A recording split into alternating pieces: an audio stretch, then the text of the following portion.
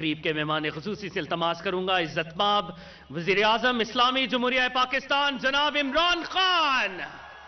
आपकी भरपूर तालियों में ख़ातीन और हज़रात वज़ीर आज़म इस्लामी जमहूरिया पाकिस्तान तशरीफ ला रहे हैं।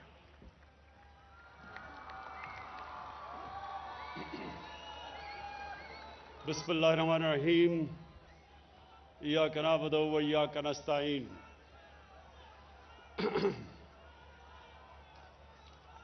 मैं शुक्रिया सदीक खान, शुक्रिया। अच्छा जी, बिस्मिल्लाहिर्रहमानिर्रहीम। इय्याका नअबुदु व इय्याका नस्तईन। डॉक्टर यास्मीन, थोड़ी खामोशी। डॉक्टर यास्मीन, आप तो डॉक्टर हैं और आपको पूरी तरह इल्म है कि एक घराने में, गरीब घराने में अगर एक बीमारी होती है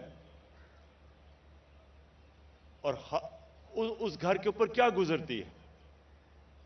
मुझे इस चीज़ का कभी इल्म नहीं था जब तक मेरी वालदा को कैंसर नहीं हुई। तब तक अल्लाह ने कभी मुझे ना कुछ सामना करवाया था बीमारियों का, ना मैंने कभी अपने घर में बीमारी देखी थी। तो मुझे कभी अंदाज़ा नहीं था कि एक घर के ऊपर किस तरह की बेबसी आती है। जब आपके घर में कोई बीमार हो, आपकी बहन, बच्चे, माँ बाप, और आप उनका इलाज ना करवा सकें, क्योंकि उस वक्त पाकिस्तान में कोई कैंसर हॉस्पिटल नहीं था और मुझे पहले तो अपनी वालदा को मुल्क से बाहर ले जाना पड़ा। फिर जब उनकी चौथी स्टेज पे कैंसर चली गई तो मुझे पाकिस्तान में मैं उनको लेके आया। और वो जो दिन थे कि जब उनकी वफात हुई और उससे पहले जब वो यहाँ आई, वो जो 3 महीने थे उसमें जो हमारे घर के ऊपर बेबसी आई और जो जिस तरह का मेरे घर के ऊपर अल्लाह का ये अजाब था एक किस्म का कि हम कुछ कर भी नहीं सकते थे, कोई अस्पताल भी नहीं था, और फिर अपनी वालदा को तकलीफ में देखा। तो तब मैंने ये सोचा कि हमारे पास तो वसाइल भी थे, फिर भी इतनी मुश्किलों से हमें गुजरना पड़ा, तो एक गरीब घराने के ऊपर क्या गुजरती है। और फिर मुझे पता चला कि गरीब घरानों पे क्या गुजरती थी।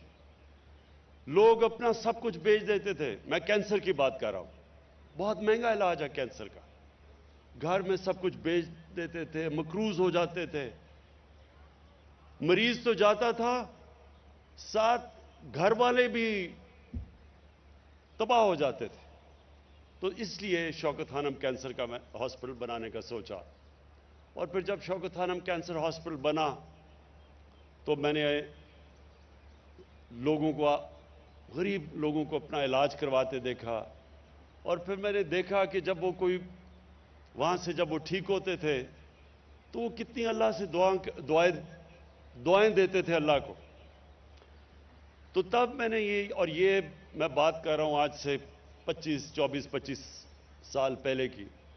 तो तब मैंने सोचा कि अल्लाह ने अगर कभी मुझे मौका दिया तो ये एक माशरे के लिए, अगर आप माशरे में सबसे बड़ा काम करना चाहते हैं तो वो ये है कि आपके किसी भी घराने में ये आलम ना आए लोगों पे कि जी हमारे पास क्योंकि पैसे नहीं थे हम अपना इलाज नहीं करवा सकते।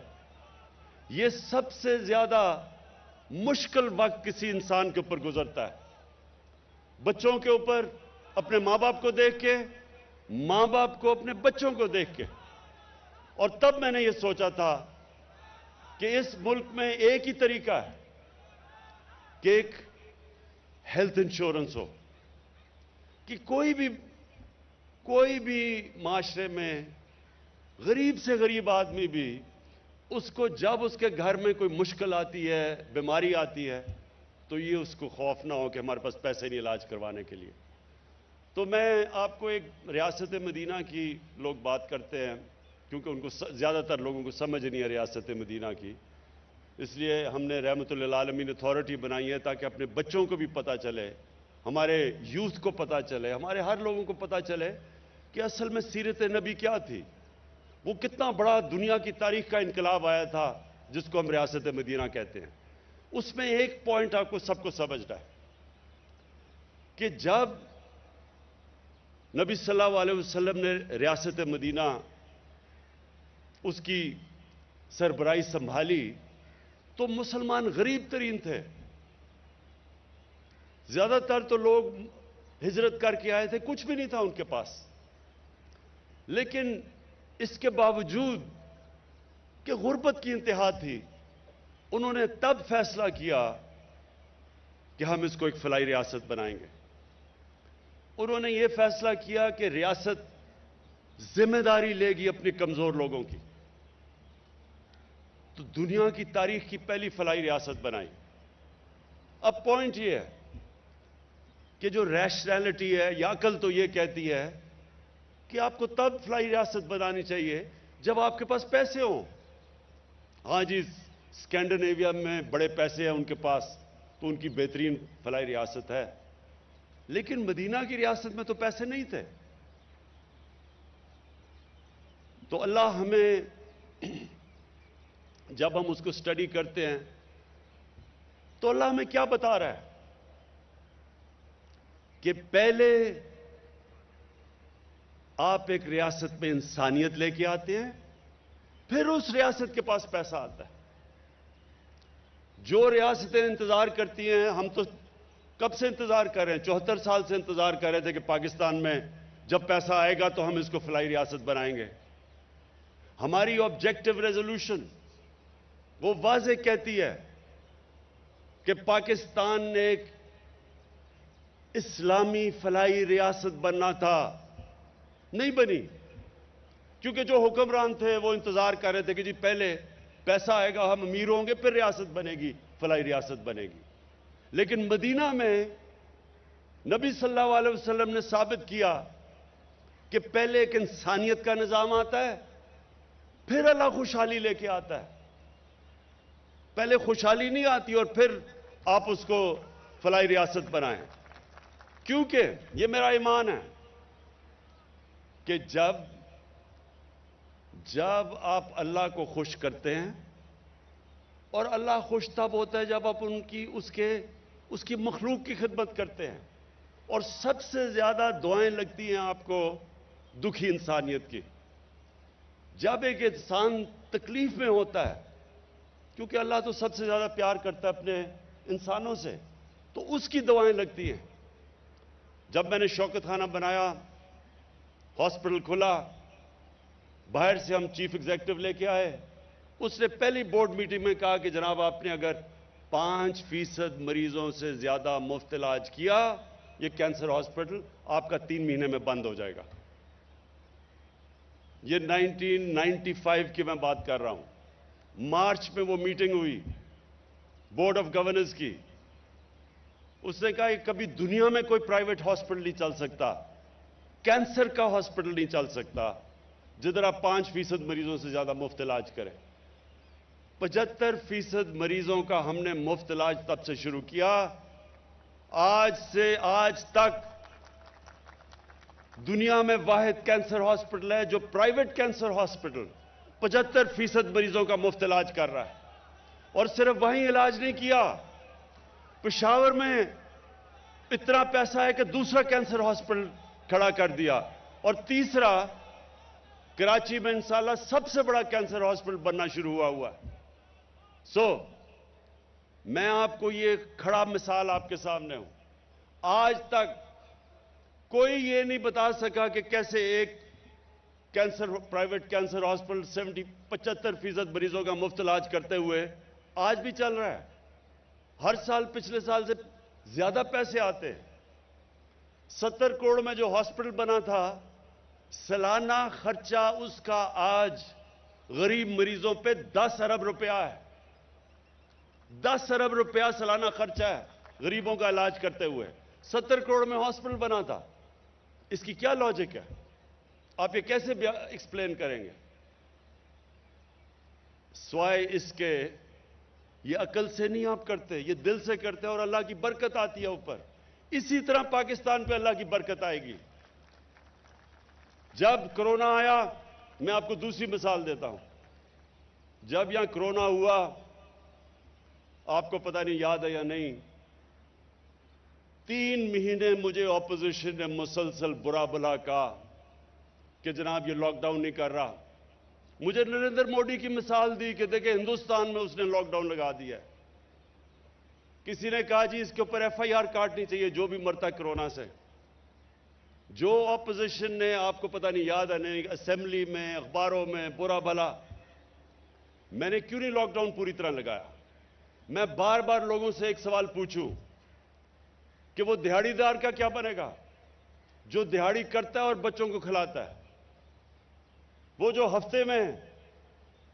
ہفتے میں کام کر کے جو ویکلی ویج لیتا ہے، وہ اس کا کیا بنے گا؟ ٹیکسی ڈرائیور کا کیا بنے گا؟ رکشے والے کا کیا بنے گا؟ چھابڑی والے کا کیا بنے گا؟ کوئی جواب نہیں دیتا تھا. کیونکہ ہماری بدقسمتی یہ ہے، جو ہمارے پیسے والے لوگ ہیں، جو ایلیٹ ہے، اس کو فکر ہی نہیں ہے عام آدمی کی. تو مجھے کہہ رہے ہیں کہ لاک ڈاؤن لگا دو، جواب نہیں دے رہا کہ وہ کیسے اپنا پیٹ پالے گا. چائنا نے جب ووہان پروونس کے اندر لاک ڈاؤن لگایا تھا تو ایک ایک گھر پہ انہوں نے کھانا پہنچایا تھا. تو میں ان سے پوچھتا تھا کہ کیا ہم گھروں میں کھانا پہنچائیں گے ان لوگوں کے؟ کیا وہ جو کچی آبادیاں جدھر 8-8 لوگ ایک کمرے میں ہیں، ان کا کیا بنے گا؟ کوئی جواب نہیں دیتا تھا. لیکن لاک ڈاؤن لگا دو. آج پاکستان کی دنیا میں مثال دی جاتی ہے. دنیا آج مانتی ہے کہ ایک ملک، اپنی ہم بات نہیں کر رہے، یہ اکانومسٹ میگزین آج 172 ملکوں میں کہہ رہی ہے کہ جو ملک سب سے بہتر کرونا میں نکلا، اپنی عوام کو بھی بچایا کرونا سے اور اپنی معیشت کو بھی بچایا، وہ پاکستان نمبر 1 پہ ہے. ساتھ والے ملک میں دیکھیں کتنے لوگ مرے. ہندوستان میں، ہمارے ایران ہمسایہ ملک، ادھر کتنے لوگ مرے، ان کی معیشت کو کیا نقصان ہوا. اور اپنے ملک کو دیکھیں، اللہ کی برکت آئی یہاں، کیونکہ ہم نے میرا یہ ایمان ہے کہ ہم نے اپنے کمزور طبقے کو بچایا. ہمیں فکر کی کہ ان بیچاروں کا کیا ہوگا. اللہ ان کی آواز سنتا ہے. اور انشاءاللہ یہ جو آج ہیلتھ کارڈ لانچ کیا ہے، ڈاکٹر یاسمین، میں آپ کو اور خاص طور پہ عثمان بزدار آپ کو اس لیے خراج تحسین پیش کرنا چاہتا ہوں کہ جب میں نے آپ کو کہا کہ سارے خاندانوں کو آپ ہیلتھ کارڈ دیں گے تو دونوں کو شروع میں بڑا جھٹکا پڑا. 440 ارب روپیہ 3 سالوں میں خرچ کرنا ہے انہوں نے. 440 ارب روپیہ کہ اس ملک کی تاریخ میں کبھی نہیں سوچا کسی نے. اور یہ عثمان بزدار کا، کیونکہ مجھے پتہ ہے یہ اس علاقے سے آتا ہے جو سارے پنجاب میں سب سے زیادہ غربت وہاں ہے. یہ سمجھتا ہے کہ ان گھروں میں کیا گزرتی ہے جب ایک گھر میں بیماری آتی ہے. اور ڈاکٹر یاسمین، آپ نے تو خیر دیکھا ہوا ہے، تو میں آپ دونوں کو آج خراج تحسین پیش کرتا ہوں کہ 440 ارب روپیہ 3 سال میں ہیلتھ انشورنس پہ خرچ ہوگا. یہ کوئی تصور بھی نہیں کر سکتا تھا. لیکن یہ صرف ہیلتھ انشورنس نہیں ہے، یہ ایک ہیلتھ سسٹم ہے. اب پرائیویٹ سیکٹر آئے گا، ہاسپٹل بنائے گا. دیہات کے اندر، چھوٹے قصبوں میں جدھر ہاسپٹل نہیں، صرف گورنمنٹ ہاسپٹل ہے، وہ ڈاکٹرز نہیں جاتے. ڈاکٹرز اس لیے نہیں جاتے کیونکہ چھوٹے غریب علاقوں کے اندر ڈاکٹرز نہیں جاتے، وہاں خالی پڑے ہوتے ہیں basic health unit. District hospitals میں ڈاکٹرز نہیں. اب پرائیویٹ سیکٹر آئے گا کیونکہ سب کے پاس ہیلتھ کارڈ ہوگا. غریب سے غریب بھی اپنا جا کے علاج کروا سکے گا. انشاءاللہ آپ دیکھیں گے پاکستان میں ہسپتالوں کا جال پھیل جائے گا. ہر جگہ غریب سے غریب علاقوں کے اوپر پرائیویٹ سیکٹر جا کے ہاسپٹلز بنائے گا. تو مجھے اس سے سب سے زیادہ آج خوشی ہے کہ انشاءاللہ مارچ تک سارے پنجاب کے خاندانوں کو ہیلتھ کارڈ مل جائے گا۔ آخر میں بات کرنا چاہتا ہوں مہنگائی کا۔ انشاءاللہ ہم نے یہ جو اپنا آج احساس کارڈ، احساس ریشن کارڈ، ابھی آپ سب کے سامنے 50% آدھی آبادی پاکستان کی جن کی آمدنی 50,000 روپے سے کم ہے ان کو احساس کارڈ ملے گا۔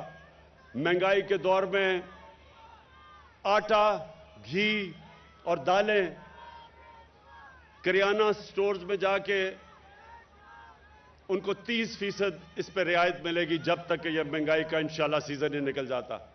تو انشاءاللہ یہ جو ہمارا مشکل وقت ہے، ساری دنیا میں مہنگائی آئی ہوئی ہے، اس میں ہم پوری کوشش کر رہے ہیں کہ اپنے لوگوں کے لیے آسانیاں پیدا کریں۔ اپنے عوام کے لیے یہ بھی میں کہنا چاہتا ہوں کہ 62 لاکھ سکالرشپس دے رہے ہیں ہم، 62 لاکھ سکالرشپ 47 ارب روپے کی۔ پوری کوشش ہماری یہ ہے کہ غریب گھرانوں میں ڈیزرونگ سٹوڈنٹس کو ہم سکالرشپس دیں اور اوپر آنے کا موقع دیں۔ میں آخر میں پھر سے پنجاب گورنمنٹ عثمان بزدار آپ کو خراج تحسین پیش کرتا ہوں۔ یہ